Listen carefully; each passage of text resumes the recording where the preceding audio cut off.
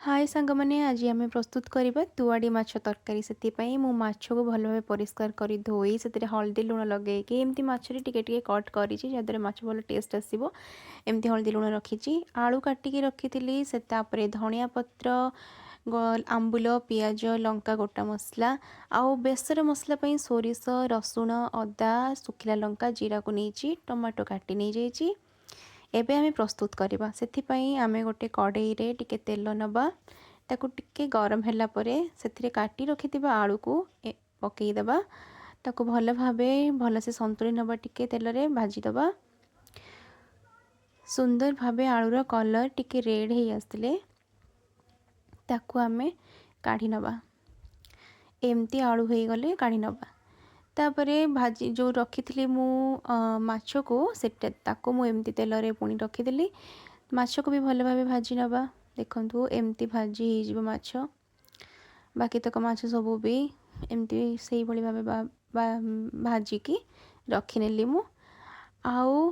एबे भल भाबे सब माछ भाजी हिची देखंतु माछरे सब बियन केमिति अछि पूरा सबु जाक माछरे पेठी पेठी बियन। अच्छा एबे तेल रे आमे जो गोटा मसला रखिथिलु डालचीनी से जहाँ भी लवंग आउ से सब जो गोटा मसला ताको एमती तेल रे पकई देली जेहेतु तेल मोर टिके कलर हे आसी से मो आग हल्दी पकईलिनी कारण हल्दी पकई देले आगुआ तेल कलर हो जाए बट आमर कलर हेकी अच्छी तो मो पकईलिनी गोटा मसला पर सीधा पियाज को पकईली पियाज पकईकी ताको भल भाबे भाजीबा एबे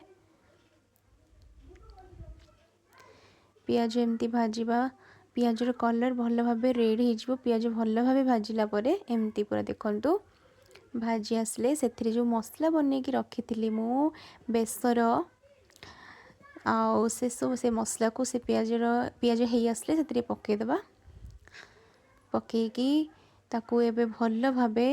मसला को कषिबा भल भाबे मसला कषिबा पूरा मसला को ठीक भाबे रे कषिले ही तरकारी स्वाद आसे तो मसला को आम एमती कषिबा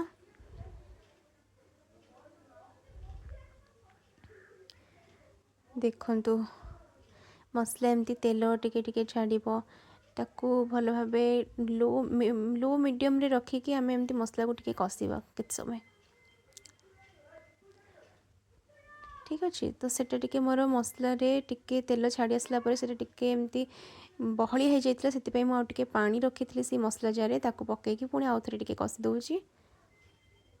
मसला एमती भल भाबे हैला परे एई स्टेज रे आमे काटी रखिथिबा टमाटो को मसला रे पकईकी आउ 2 मिनिट कषिबा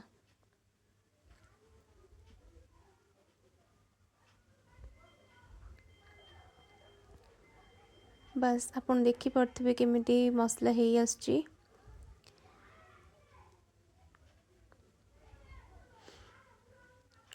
भल भाबे मसला कषि गले देखंतु ए देखंतु मसला भल भाबे कषि ही जाइछि सही समय रे एबे आमे हल्दी गुंड स्वाद अनुसार लुण आउ टिके काश्मीरी लाल मिर्च मु पकईछि कलर पई कि भल तापर पुणी ताको टिके खाली 1 मिनिट पई कषि दबा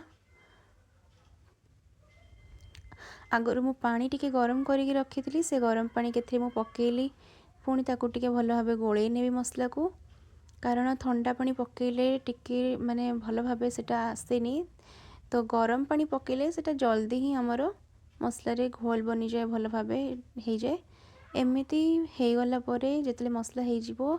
एई स्टेज रे हमें पुणी जो भाजी रखिथिबा आलू को पकईकी आलू को से मसला सहित 5 मिनिट कषि दबा देले आलू रे टेस्ट भल आसीबो तापर मु पानी आउ टिके गरम कर रखिथली झोल पाई कि से गरम पानी को नेकी मु एबे मस्त जो आलू कषि गला परे सेथिरे मु पकईबी पकईकी किछि समय फुटिबा पई छाड़ीबी देखंतु केमति करछि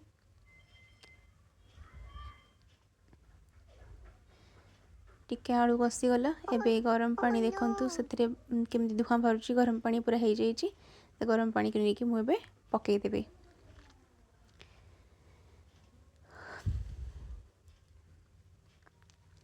बस पकईकी टिके भल रे गोळेई देबी एठी आंबुल को टिके मु रखिथिली भेदेईकी टिके खट्टा पई कि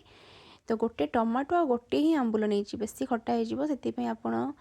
आंबुल जदि आपको खट्टा तरकारी भल लगुव ताल आप आंबुल गोटे ऐड करेंगे आउ टे अधिक खट्टा पसंद थे आउ गोटे भी आंबुल ऐड करेंगे आपणकर क्वांटिटी को लेकिन आप आंबुल ऐड करेंगे ना अत्यधिक खट्टा हो तो एमती मु आंबुल पकईकी गोले नेली एबे जो माछ गुड़ाक सब रखी से फुटी गला परे से तो झोल माछ को एमती सब पकई नेबे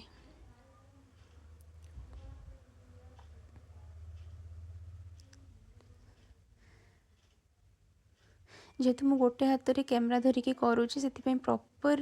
देखई पारनी बट मुझे कहीदे एमती ही सब माछ को खाली ऊपर पकेबे कारण जेहेतु गोटा माछ तापर पुणी कट लगाई तो बेसी घांटेनि एमती ऊपर पकईकी धीरे धीरे ताकू टिके झोल मिसई देबे माने टिके डिप करदेबे बस तापर ताकू घोड़े देबे सी आपे आपे से जो कट रखी माछरे एथिपाई कि से मसला सब भल भाव पशिज मसला भल से एब्जॉर्ब करिवो आ माछ खाया को बहुत टेस्ट लगे मते टिके झोल कम लगिला सेथिपाई मु आउ टिके पानी गरम करके ऐड कली आउ टिके लूण भी एथिरे मु पकई देथिली तापर माछ को एमती झोल रे एमती हल्का हल्का ताकू टिके मिसई नेबे तापरे घोड़नी आपन देदेबे टिके घोड़ेकी हार्डली 2 ରୁ 3 मिनिट घोड़े नेबे टे भल भाव से माछरे लगी गले से झोल आपन देखि नेबे केते सुंदर मु आपन देखौची एमती बस एबे देखो केते सुंदर हो गलानी तरकारी हमर बढ़िया बास्तुची भी एबे जो आपन रखिथिबे ग्रीन ग्रीन धनिया पत्र काटिकी ताको होली रंग पकेला भली ग्रीन कलर रंग को एमती जादू कला भली तरकारी लास्ट टच टे पकेदेबे देखो मु जादू करुची यार या द्वारा टेस्टा बहुत भल आसता है तो धनिया पत्र आप निश्चय पकेबे जदि ना भी किसी प्रॉब्लम ना आप स्किप कर पारे एबे देखो रेडी।